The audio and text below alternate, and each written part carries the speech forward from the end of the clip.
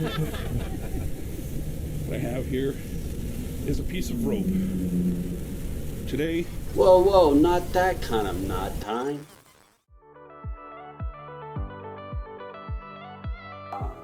You can also tie this by just tying a loose overhand knot. The back. And then the short, doesn't really matter which is which.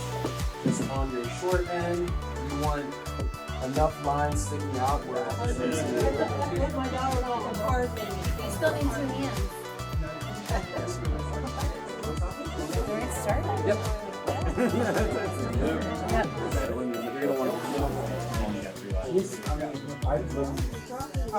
probably like a 7,000-mile passage.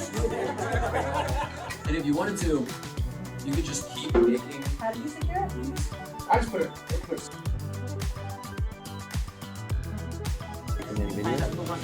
And this is what you would never, ever, ever. That's it. Next. Ian and I are going to be around here a little bit if you have any other questions or you want to tune up your bowline or whatever. But yeah, thank you all.